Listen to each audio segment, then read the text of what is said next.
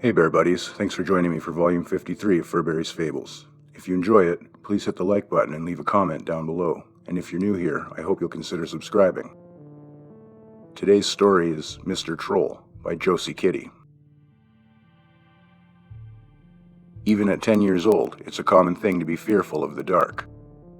Odd noises and strange shadows do not tend to put a child's mind at ease in the dead of night. Even the occasional talks from my parents didn't always reassure me. "It's all in your head, Eddie," they'd say. My parents' bedroom was at the opposite end of the house from mine. Both upstairs, they were separated by a bathroom, and my brother's room in between. A long hallway atop the stairs joined them with the railing of the stairs, making up the right side of this hallway. The hallway light was regularly left on for my comfort, as well as my door cracked. This light cast shadows upon the railing that swept across the floor. Even knowing my parents were just a holler or stroll away, I was still very uneasy when it came time for bed. One stormy evening, I awoke to the sound of thunder and footsteps. With my heart racing, I slid to the end of my bed where I could see through the crack in my door out towards the railing. There, amongst the shadows on the floor, was a shape I did not recognize. A round, small figure's shadow jumbled between the shadows of the railing. I heard grunting noises and faint laughter. My heart jumped out of my chest. With widened eyes, I realized it was making its way towards my room. Fight or flight reaction came over me, and I jumped back under the covers. The door creaked open a tiny bit, so I covered my head swiftly with my blanket. I began to sweat and steady my breaths, careful not to move too much. I could hear tiny, quiet footsteps creep along my floor. Whatever it was, it began wandering around, moving things about as if it were looking for something. Shuffling through my things, I heard it whisper, "Aha, just what I need." My fear began to mix with curiosity. Then the tiny footsteps drew closer, and the dread washed over me again.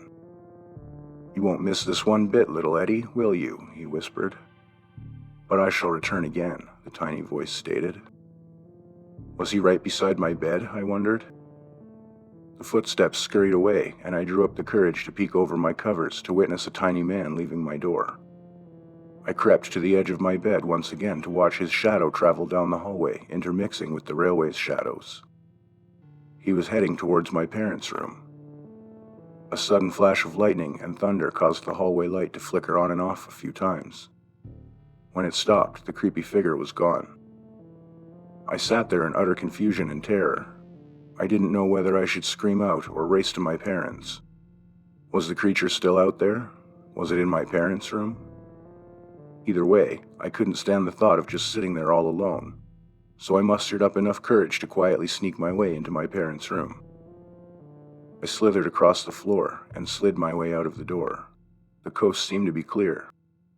With my back flat against the bathroom wall, I shimmied myself ever so slowly towards my parents' room.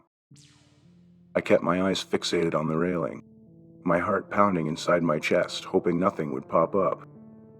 My tiny legs felt numb, and I was on the verge of tears, imagining this creature jumping over the railing to attack me. "I'm almost there," I continued to repeat inside my head. Inch by inch, I made my way closer to the safety of my parents, past my brother's room. Then, unanticipatedly, lightning flashed, illuminating the entire house, and a mighty roar of thunder echoed all around me. My anxiety rushed over me in full force, and the panic sent me rushing into my parents' room. I leapt into their bed, startling them both awake. Crying hysterically, I tried to get the words out, explaining what I had just witnessed. "You're hyperventilating," my father exclaimed. "Take some deep breaths, Eddie," my mother begged. "It's just a storm, little guy, nothing to be afraid of," my father tried to reassure me. But, the tiny man," I finally got out. "Now, Eddie, we've been through this. Monsters aren't real, son." My father sounded perturbed. "It'll be all right, Eddie. You'll see in time. Honey, let him sleep with us for tonight," my mother stated. "Oh, all right, but only for tonight, son. You have to get over this fear," my father grumbled. "Hun, he's only 8, my mother rebutted. "He needs to learn sometime, darling, and I'm exhausted. Let's go back to sleep. Now, my dear boy, it's time to grow up," my father said. With that, we all huddled under the covers and fell asleep to the sounds of the storm.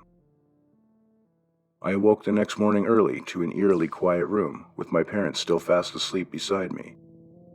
I had to use the bathroom, and with daylight, somehow the terror of the evening before was washed away, so I ventured out ever so sneakily into the hallway. I found myself curiously peering over the railing. Not a sound could be heard, not even a whisper, and my thoughts began to wonder if my mind had actually played tricks on itself. Was it all just a dream brought on by my irrational fears? I decided so, and that my father was right. It was time to grow up. The next couple days were very uneventful, as I was working on a school project. But I misplaced my scissors and had to have my mom go buy me another pair. The project was to come up with a story, and I decided to channel my fear by using the tiny man as a main character. There I was, with markers and construction paper and glue, piecing together whatever I remembered during this nightmare to create what I dubbed as Mr. Troll. His tiny physique, his enormous disproportionate hands and feet, and the bright red vest he wore brought my drawing to life. My class seemed to enjoy my story, and life proceeded as normal, even though I was scolded by my teacher for misplacing my school uniform's tie, for which I was punished by my parents. The problem was, much like my scissors, I just couldn't locate it. Although, on one dreadful eve, I was soon to receive a clue. I awoke to screaming one night coming from my brother's room and sat up quickly in bed.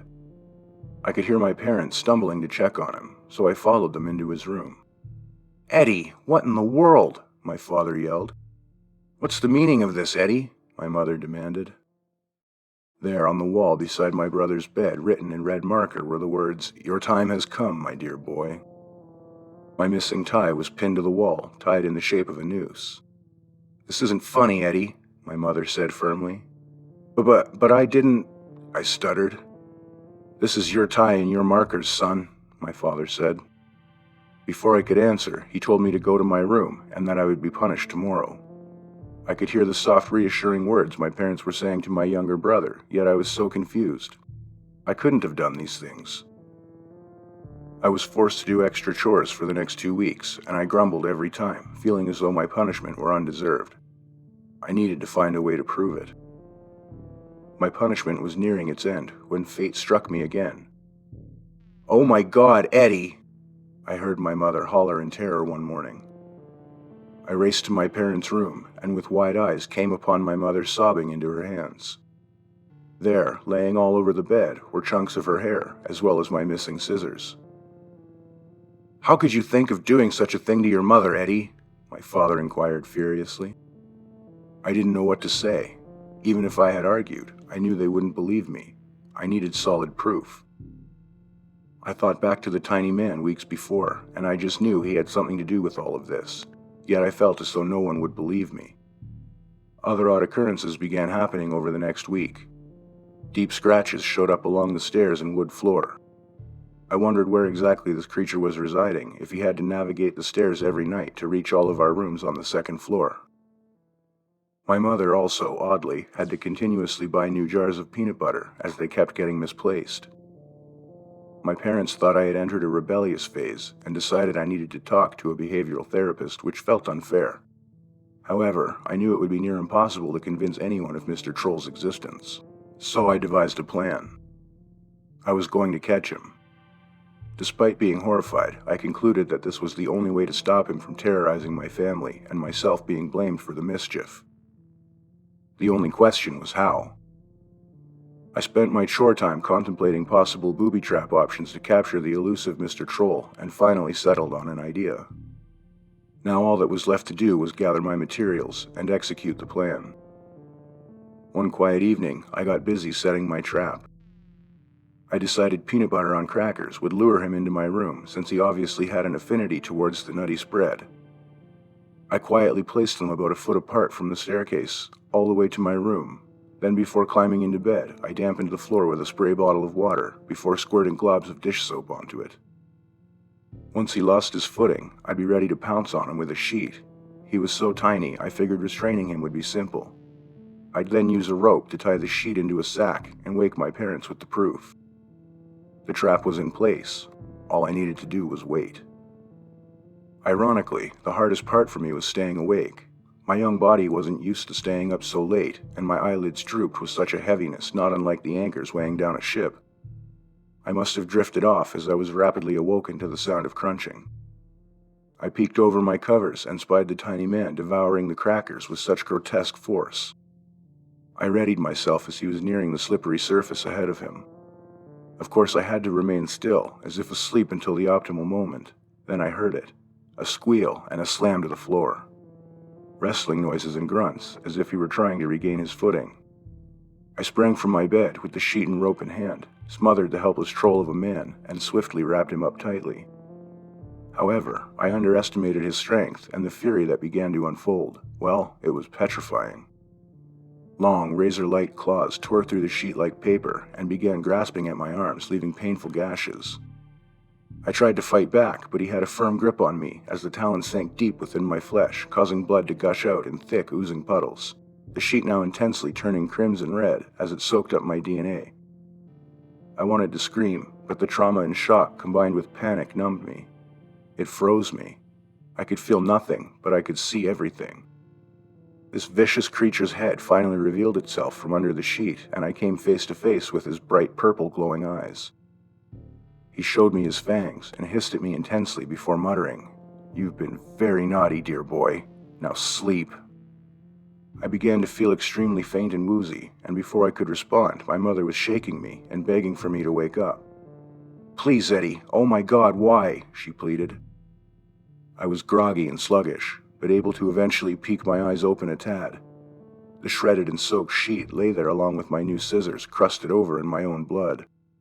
A large red puddle surrounded me. I was confused, but I couldn't speak.